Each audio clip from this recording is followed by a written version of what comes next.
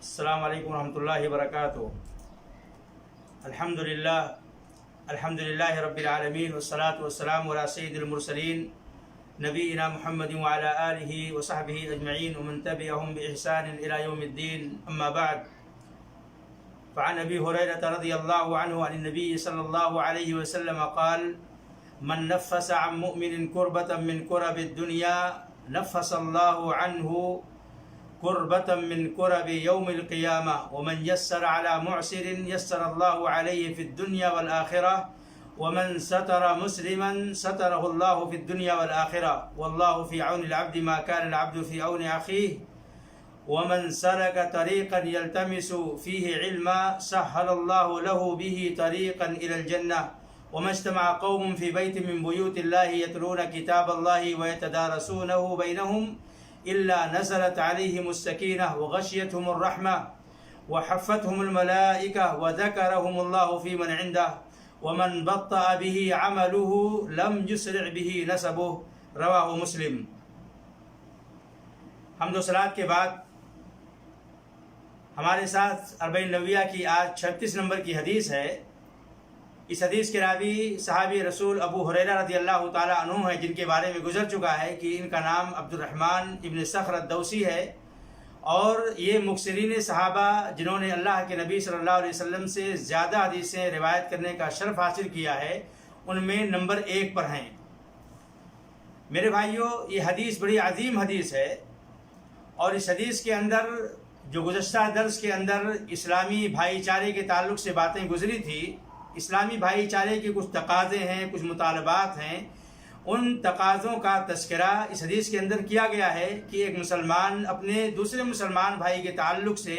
اس کا رویہ اور اس کا اخلاق اور اس کا معاملہ، اس کا ویوہار کس طریقے سے ہونا چاہیے۔ کہتے ہیں کہ ابو ہریرہ رضی اللہ تعالیٰ عنہ کہ اللہ کے نبی صلی اللہ علیہ وسلم نے بیان فرمایا کہ جس نے کسی مسلمان کا کوئی تکلیف، کوئی پریشانی دور کر دی تو اللہ تعالیٰ قیامت کے دن اس کی پریشانی کو دور کرے گا۔ یعنی قیامت کے دن بہت ساری ہولناکیاں، بہت ساری پریشانیاں ہوں گی، ہر تکلیف کے بدلے میں اللہ تعالیٰ قیامت کی ایک پریشانی کو ایسے بندے سے دور فرمائے گا۔ اور آگے فرمایا کہ جو انسان کسی تنگ دست پر آسانی کرے گا، جو انسان کسی تنگ دست پر آسانی کرے گا، اللہ اس کے لیے دنیا اور آخرت دونوں جگہ آسانیاں پیدا کرے گا۔ اور جس نے کسی مسلمان کے عیب پر پردہ ڈالا، اس کی لغزشوں پر پردہ ڈالا، اللہ تعالیٰ اس کے اوپر دنیا اور آخرت میں پردہ ڈالے گا، اور اللہ تعالیٰ اس بندے کی مدد میں اس وقت تک رہتا ہے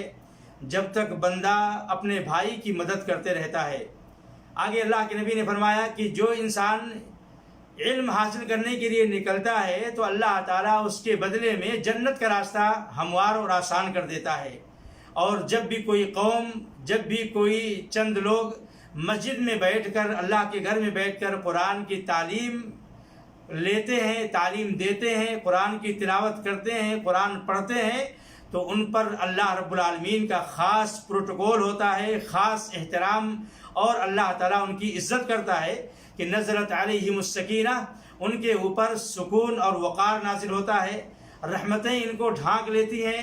اللہ کے فرشتے ان کو گھیر لیتے ہیں، اور اللہ تعالیٰ اپنے مقرب فرشتوں کے پاس ایسے بندوں کا تذکرہ فرماتا ہے۔ اور سن لو کہ جس کا عمل اسے دنیا میں آگے پیچھے کر دے، وہ اس کا نسب، اس کا خاندان اس کو آگے نہیں بڑھا سکتا ہے۔ تو یہ حدیث کا ترجمہ تھا میرے بھائیوں۔ اس حدیث سے بہت ساری باتیں ہمیں سمجھ میں آتی ہیں۔ سب سے پہلی چیز کہ اللہ کے نبی صلی اللہ علیہ وسلم نے بیان فرمایا کہ کسی مسلمان نے اگر اپنے مسلمان بھائی کی کوئی پریشانی دور فرمائی، اب وہ پریشانی چاہے مالی پریشانی ہو، سماجی پریشانی ہو، انسان ذہنی تناؤ اور الجھن اور ٹینشن کا شکار ہے، آپ نے اس کو سکون دلا دیا، آپ نے اس کے اس ٹینشن کو دور کر دیا، اس کی مالی پریشانی کو دور کر دیا، اس کے سماجی پریشانی، گھریلو پریشانی جو تھے، آپ نے ان تمام پریشانیوں کو دور کر دیا، تو اللہ تعالیٰ آپ کو قیامت کے دن قیامت کی سختیوں سے نجات دے گا اور آپ کی حفاظت کرے گا۔ اور دوسری بات جو اس حدیث کے اندر ہمیں پتہ چلتی ہے کہ المعسر کا لفظ استعمال ہوا ہے، اور معسر اس کو کہتے ہیں عربی زبان میں جو انسان قرض کے نیچے دبا ہوا ہو، قرض سے پریشان ہو۔ اب ظاہر سی بات ہے قرض کے لیے آسانی پیدا کرنا یہ ہے کہ انسان جس کو قرض دیا ہے اس کے لیے مہلت دے دے کہ اس کے پاس جب فراوانی ہوگی وہ ہم کو دے گا، یا قرض کو معاف کر دے، یا اگر اس کا قرض نہیں ہے تو مالی تعاون کر دے۔ یہ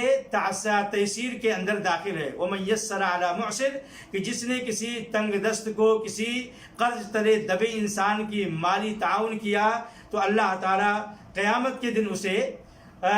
بہت سارے تنگیوں سے آسانی اور نجات دے گا۔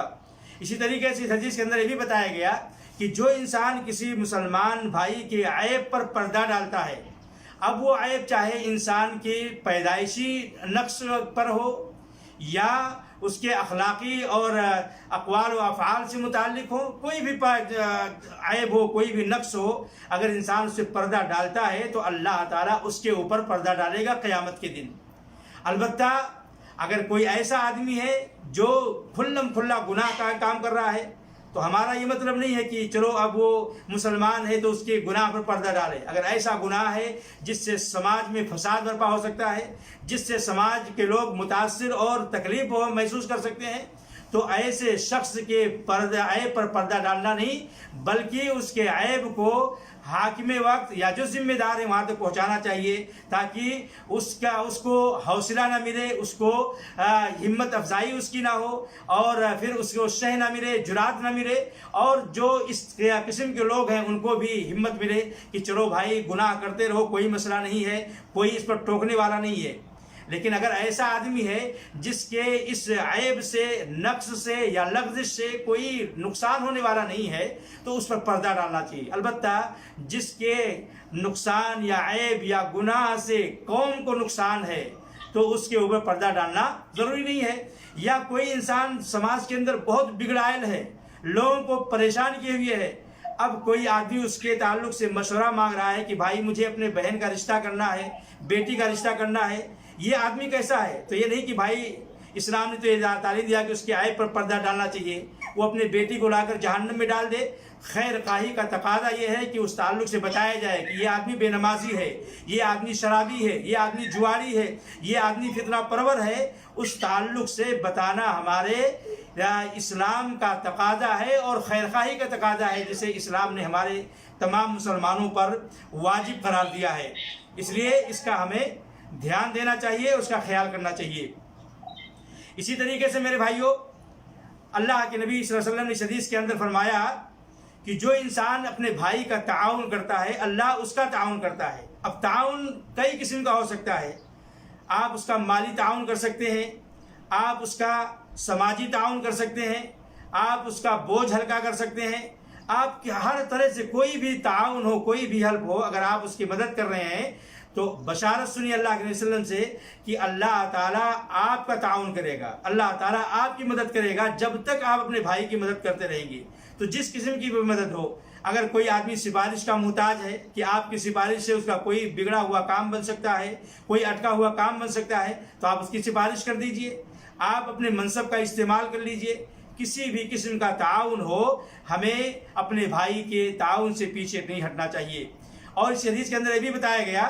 کہ جو انسان علم دین حاصل کرتا ہے، جس سے آپ لوگ علم دین حاصل کرنے کے لیے اپنا قیمتی وقت نکال کر اس میٹنگ سے جڑے ہوئے ہیں، اللہ تعالیٰ ایسے لوگوں کے لیے جنت کا راستہ ہموار کر دیتا ہے۔ اس کے علاوہ بھی طلب علم کے بہت سارے فضیلت قرآن و حدیث میں موجود ہیں کہ اللہ تعالیٰ علم حاصل کرنے والے کے درجات کو بلند فرماتا ہے، اللہ تعالیٰ ان کے دلوں میں اپنا تقویٰ اور خشیت ڈالتا ہے۔ علم حاصل کرنے والوں کو اللہ تعالیٰ اپنے تمام بندوں میں ممتاز اور ایک الگ شان اور پہچان عطا فرما دیتا ہے۔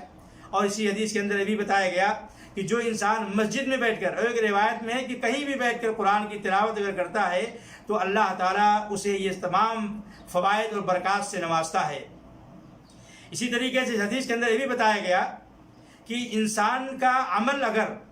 بہتر نہیں ہے تو اس کا جاہ و منصب، اس کی ڈگری اور اس کا حسب و نسب قیامت کے دن اللہ کے ہاں اونچا مقام نہیں دے سکتا ہے، کیونکہ اللہ کے ہاں اونچا مقام حاصل کرنے کے لیے دو ہی معیار ہیں،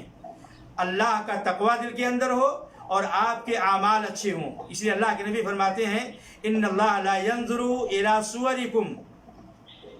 ان اللہ لا ينظر الى صورکم ولا الى اجسامکم ولکن ينظر الى قلوبکم واعمالکم. اللہ تعالیٰ آپ کے شکل و صورت کو، آپ کے جاہ و منصب کو نہیں دیکھتا ہے، بلکہ اللہ تعالیٰ آپ کے دلوں کو دیکھتا ہے، اور اللہ تعالیٰ آپ کے اخلاق کو دیکھتا ہے، آپ کے اعمال کو دیکھتا ہے کہ آپ کا کردار کیسا ہے، آپ کے اعمال کیسے ہیں، آپ کے دل میں اللہ کا تقوی اور محبت کتنی ہے. اس چیز کو اللہ رب العالمین دیکھتا ہے. اسی طریقے سے میرے بھائیوں، اللہ کے نبی صلی اللہ علیہ وسلم نے فرمایا تھا اس حدیث کی روشنی میں کہ دنیا میں سب سے بہتر انسان وہ ہے جو لوگوں کے لیے نفع بخش ہو، جو لوگوں کے لیے فائدہ مند ہو، وہ سب سے بہتر انسان ہے. اس لیے لوگوں کے لیے بہتر بننا، لوگوں کو فائدہ پہنچانا، لوگوں کے کام آنا، اللہ کے نبی نے فرمایا کہ یہ سب سے بہتر روئے زمین کا انسان ہے. خیر الناس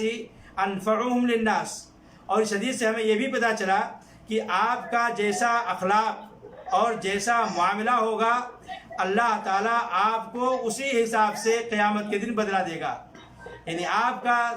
تعاون اگر بندوں کے ساتھ ہے تو اللہ آپ کا تعاون کرے گا. اگر آپ اللہ کے بندوں کے عیوب پر پردہ ڈالنے ہیں تو اللہ آپ کے عیوب پر پردہ ڈالے گا. اسی طریقے سے آپ نے کسی کی پریشانی کو دور کیا تو یاد رکھیں اللہ تعالیٰ قیامت کے دن آپ کی پریشانیوں کو دور فرمائے گا. لہذا ہمیں اس حدیث سے بہت ساری عمدہ باتیں معلوم ہوئی ہیں. لہذا ہمیں اپنے اخلاق کو سدھارنا چاہیے اور اپنے بھائیوں کا تعاون کرنا چاہیے، اور لوگوں کی مصیبت میں، پریشانی میں اور ان کے تنگ دستی میں کام آنا چاہیے، تاکہ قیامت کے دن جس وقت اللہ کے علاوہ دنیا میں کوئی آپ کا مدد کرنے والا نہیں ہوگا آخرت کے اندر، اس وقت اللہ آپ کا تعاون کرے گا، اللہ آپ کا ہیلپ کرے گا. اس لیے ضرورت ہے کہ ان تمام نبوی تعلیمات پر، جو قیمتی تعلیمات ہیں، ان تعلیمات پر ہمارا عمل ہونا چاہیے، اور ہم اللہ کے نبی صلی اللہ علیہ وسلم کی زبانی جو بشارت ملی ہے کہ اللہ ہماری پریشانیوں کو دور کرے گا، اللہ ہمارے لیے آسانیاں پیدا کرے گا، اللہ ہمارے عیبوں پر پردہ ڈالے گا. لیکن آج ہمارے سماج کا جو معاملہ اور اخلاق ہے کہ اگر لوگوں کی ڈھکی چھپی عزت ہو تو لوگ اسے بازار میں لے کر نیلام کرتے ہیں اور اسے پریشان کرتے ہیں. جبکہ اللہ کے نبی کی حدیث ہے کہ جو بندہ اپنے بھائی کے عیب کے پیچھے پڑتا ہے، اس کی عزت و آبرو کو نیلام کرنے کی کوشش کرتا ہے، رب العالمین اس کی عزت کے پیچھے پڑ جاتا ہے، اور وہ اپنے گھر میں اگر چھپ کر بیٹھ جائے تب بھی اللہ تعالیٰ اسے ذلیل اور رسوا کر دیتا ہے. تو یہ وعید ہے اللہ کے نبی صلی اللہ علیہ وسلم کی جانب سے کہ جو انسان اپنے بھائیوں کے عیب پر پردہ نہ ڈال کر بلکہ ان کے عیب کو اچھالتا ہے، انہیں بے عزت کرتا ہے اور ان کی عزت و آبرو کی دھجیاں اڑاتا ہے، ایسے آدمی کے عزت و آبرو کے پیچھے اللہ پڑ جاتا ہے، اور اسے اللہ تعالیٰ اسے گھر میں ذلیل کر دیتا ہے، اور وہ اپنے گھر والوں کے سامنے بے عزت، رسوا اور اپمان والا انسان بن جاتا ہے. اس لیے میرے بھائیوں، ہمیں ان باتوں کا دھیان دینا چاہیے کہ کسی کے عیب کی اگر ہم صدر پوشی نہیں کر سکتے ہیں تو کم سے کم اس کی عزت و آبرو کو نیلام نہ کریں، اس کو برباد نہ کریں، اس کو رسوا نہ کریں، اس کو بے عزت نہ کریں، کیونکہ اس سے ہماری عزت اللہ کے سامنے خطرہ برباد ہوگی، اور ہم سماج اور معاشرے کے اندر بدنام ہو جائیں گے، بے عزت ہو جائیں گے، اور ہمارا مقام جو ہے اللہ رب العالمین لوگوں کی نظروں میں گرا دے گا اور ہم لوگوں کی نظروں میں گر جائیں گے. تو یہ چند باتیں تھیں میرے بھائیوں اس حدیث کے تعلق سے. اللہ سے دعا ہے کہ رب العالمین ہمیں ان باتوں پر عمل کرنے کی توفیق دے، اور سماج اور معاشرے کے اندر محبت اور الفت اور بھائی چارے کو فروغ دینے اور پروان چڑھانے والی جو باتیں ہیں ان تعلیمات کو عام کرنے اور ان پر عمل کرنے کی توفیق دے، اور سماج کے اندر جو بگاڑ پیدا کرنے والے، سماج کو توڑنے والی چیزیں ہیں، رب العالمین ہمیں ان سے دور رہنے اور لوگوں کو دور رکھنے کی توفیق عطا فرما. وآخر دعوانا الحمدللہ رب العالمین، وصلی اللہ علی نبینا محمد وعلی آلہ وصحبہ اجمعین. السلام علیکم ورحمۃ اللہ وبرکاتہ.